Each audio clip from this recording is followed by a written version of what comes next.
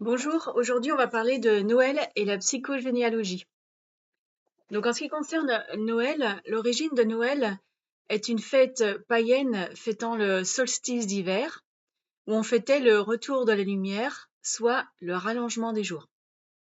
Ensuite, le Noël païen a été repris par des traditions chrétiennes pour devenir actuellement une fête laïque, commerciale et familiale.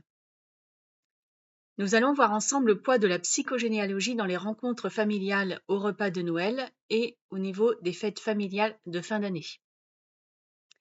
Traditionnellement, un patriarche ou une matriarche lance une invitation, pour ne pas dire une obligation tacite, à venir passer le réveillon en famille.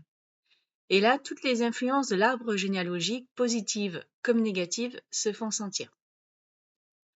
Donc souvent, les positives tournent autour de la décoration et de la joie de manger un bon repas.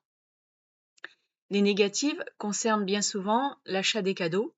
Certaines familles pratiquent la surenchère à celui qui offre le plus gros cadeau ou le cadeau le plus cher. Et de savoir qui viendra, car généralement, on n'a pas envie de voir tout le monde. Pendant les repas, les chemins répétitifs familiaux vont bon train. Chacun reprend sa place et le rôle qu'il avait dans la fratrie, au moment où la famille vivait encore sous le même toit.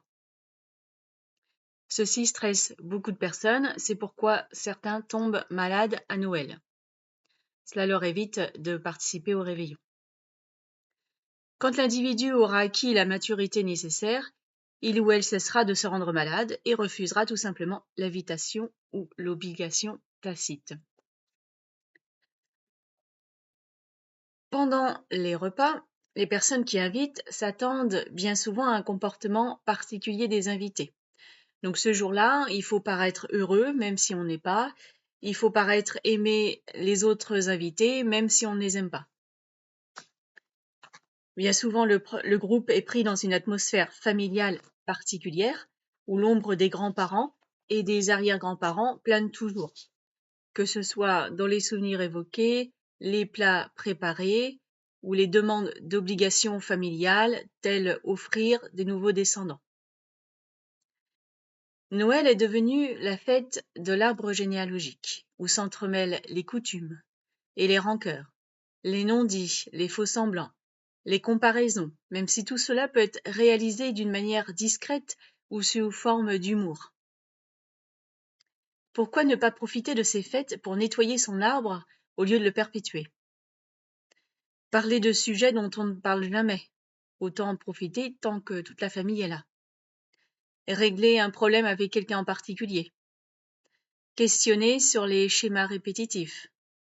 Poser des questions sur les aïeux. Au lieu de manger et de boire plus que de raison, afin d'anesthésier tout ce qui doit être dit, laissons à ce moment de Noël l'occasion d'éclairer l'arbre, de mettre en lumière toutes les zones d'ombre, d'enfin dire ce qui a toujours été tu.